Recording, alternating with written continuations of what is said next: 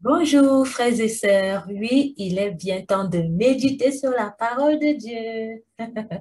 J'espère que vous allez très bien et que la semaine se passe aussi très bien par la grâce de Dieu. Bienvenue aussi à vous tous qui m'écoutez pour la première fois. Aujourd'hui, je vous invite à lire avec moi ce texte qui me passionne beaucoup. Luc chapitre 24, versets 35 à 48. Comme d'habitude, avant de commencer, voici quelques questions que je vous propose d'avoir en tête durant la lecture de ce texte biblique-là. Qu'est-ce qui vous étonne dans le texte biblique que nous allons lire? Y a-t-il quelque chose qui vous paraît bizarre dans ce texte? Qu'est-ce qui retient le plus votre attention? Est-ce que vous trouvez des liens entre ce texte et d'autres textes? Donc, ayez ce petit guide en tête durant la lecture. Je vous laisse aussi quelques secondes pour bien vous installer et peut-être aussi prendre votre carnet de notes, votre Bible.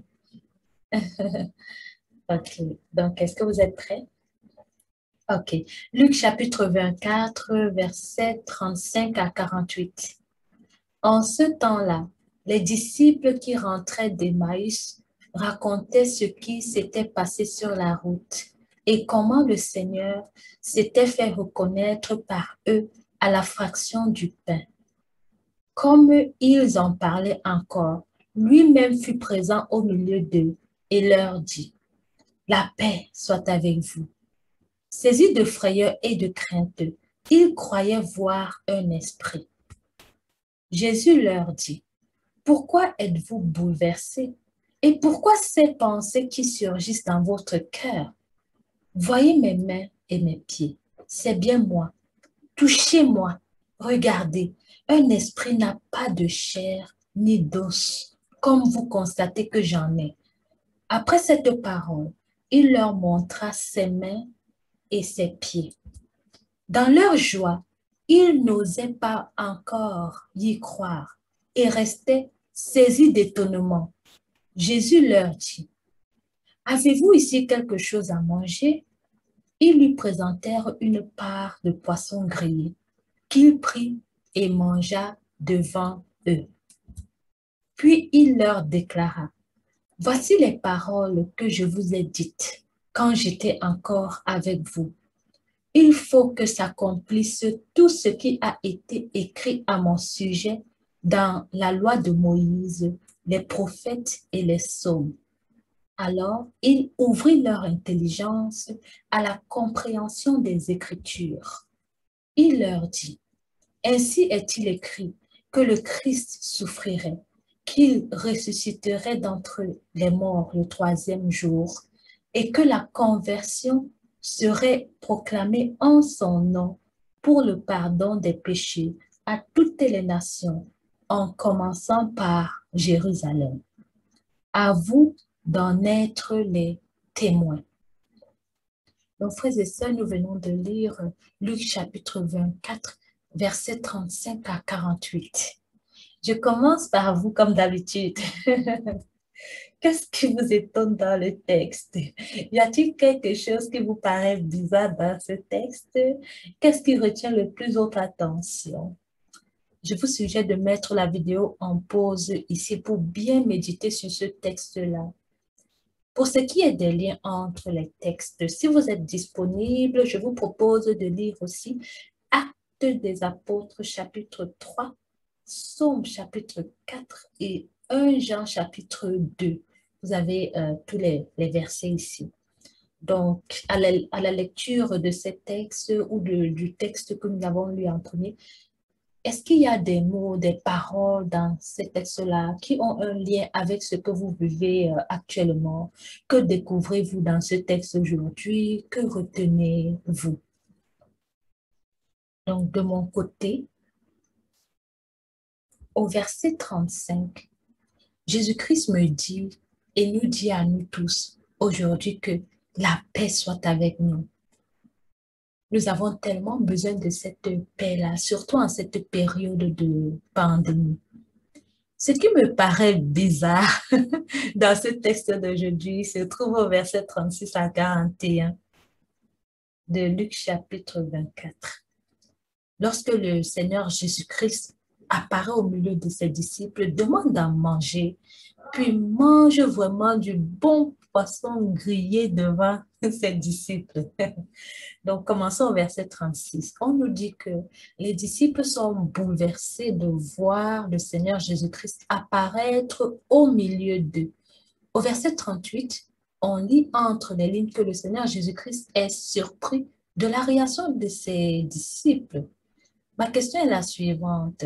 Pourquoi le Seigneur Jésus-Christ est-il surpris que ses disciples soient bouleversés en le voyant? Je m'imagine dans une salle avec mes frères et sœurs et le Seigneur Jésus-Christ apparaît soudainement, tout d'un coup. J'aurais sûrement peur. Je ne saurais pas quoi dire. Je vais même vouloir fuir. Je suis sûre que vous aussi. Hein?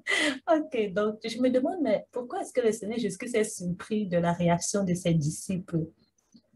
Au verset 40, le Seigneur Jésus-Christ montre ses mains et ses pieds à ses disciples afin de les convaincre que c'est lui qui est ressuscité.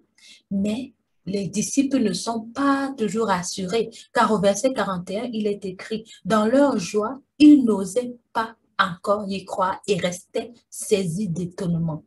Afin de les convaincre encore, Jésus-Christ demande à manger et ils mangent du pain, du poisson grillé devant eux. Je me demande pourquoi le Seigneur Jésus-Christ insistait à se faire connaître à ses disciples. Pourquoi toutes ces preuves-là? Il a tout fait pour convaincre ses disciples, se présenter devant ses disciples, leur montrer ses mains, ses pieds, leur parler, demander à manger et manger devant eux. Malgré tout cela, ses disciples étaient quand même étonnés, ils avaient gardé une incrédulité. Pourquoi cette incrédulité de la part de ses disciples? Et pourquoi toutes ces actions du Seigneur Jésus-Christ? Quelle était l'intention véritable du Seigneur Jésus-Christ derrière toutes ces actions-là? Au verset 45, je lis que le Seigneur Jésus-Christ a ouvert l'intelligence de ses disciples à la compréhension des Écritures. Jésus-Christ avait l'habitude de le faire. Et au verset 48, il est écrit, à vous d'en être les témoins. Waouh, en lisant ce verset 48, je me suis demandé si je suis témoin du Seigneur Jésus-Christ. Jésus-Christ a tout fait pour prouver à ses disciples, à moi-même et à vous aussi, que tout a été accompli comme il l'avait annoncé. Est-ce qu'avec tout cela, est-ce que je suis convaincue au point d'être témoin du Seigneur Jésus-Christ? Qu'est-ce qu'un témoin? Qu'est-ce qu'un témoin vraiment qu'est-ce que le mot témoin veut dire dans ce texte-ci? Quel type de témoin est-ce que je suis? Et chaque jour, comment je vis le fait d'être témoin du Seigneur Jésus-Christ? Ce sont toutes mes questions. J'ai tellement de questions, mes frères et sœurs. Dans Actes chapitre 3, au verset 13 et 19, on lit entre les lignes, en ces jours-là, devant le peuple, Pierre prit la parole. Il prit la parole et qu'est-ce qu'il a dit? Convertissez-vous donc et tournez-vous vers Dieu pour que vos péchés soient effacés. Il a beaucoup parlé, j'ai juste retenu ceci que je vous présente. Donc, c'est ça, il a demandé, il a dit convertissez-vous donc et tournez-vous vers Dieu pour que vos péchés soient effacés. Et aussi dans 1 Jean chapitre 2, des versets 1, 2, 5, il est écrit, mes petits enfants, je vous écris cela pour que vous évitiez le péché. Mais si l'un de nous vient à pécher, nous avons un défenseur devant le Père, Jésus-Christ, le juste. C'est lui qui, par son sacrifice, obtient le pardon de nos péchés, non seulement les nôtres, mais encore ceux du monde entier. Mais en celui qui garde sa parole, l'amour de Dieu atteint vraiment la perfection. Waouh, j'ai tellement appris. J'apprends que mon défenseur devant Dieu le Père, c'est Jésus-Christ, le juste. Oui, mon défenseur, c'est Jésus-Christ.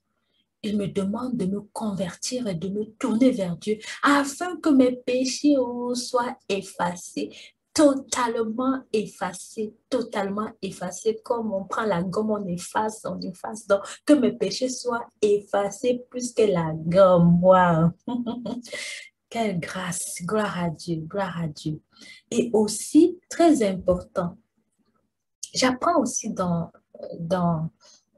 1 Jean, chapitre 2, verset 4. J'apprends que si je me convertis et que je me tourne vers Dieu, je dois garder les commandements que le Seigneur Jésus-Christ m'a donnés. Il est écrit dans ce verset, celui qui dit, je le connais, et qui ne garde pas ses commandements est un menteur. La vérité n'est pas en lui. Donc, je me suis demandé, quels sont les commandements que le Seigneur Jésus-Christ nous a donnés? Dans Matthieu 22, des versets 38 des versets 35 à 39, il est écrit. Et l'un d'eux, docteur de la loi, lui fit cette question pour l'éprouver. Maître, quel est le plus grand commandement de la loi? Jésus lui répondit, tu aimeras le Seigneur ton Dieu de tout ton cœur, de toute ton âme et de toute ta pensée. C'est le premier et le plus grand commandement. Et voici le second, qui lui est semblable. Tu aimeras ton prochain comme toi-même. Wow, donc, 2 choses à retenir, l'amour de Dieu et l'amour du prochain, les commandements du Seigneur Jésus-Christ. Wow, donc, j'ai beaucoup appris de ce texte de Luc chapitre 24 et puis de Actes des Apôtres et de 1 Jean chapitre 2. À votre tour maintenant, oui, on revient sur vous.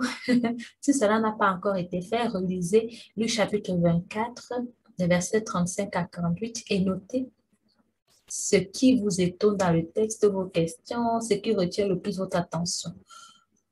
Donc, comment est-ce que ce texte résonne dans votre cœur aujourd'hui? Qu'est-ce que vous retenez? Prenez aussi quelques minutes pour prier et écouter le Seigneur vous transmettre son message d'amour aujourd'hui.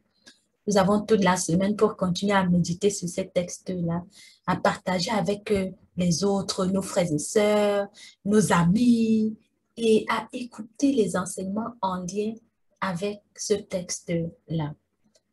Vous pouvez écrire vos découvertes en commentaire pour que moi aussi je puisse les lire.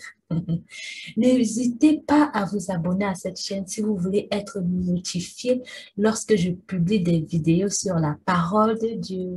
Excellente journée bénie sous la protection du Tout-Puissant. À la semaine prochaine. Merci.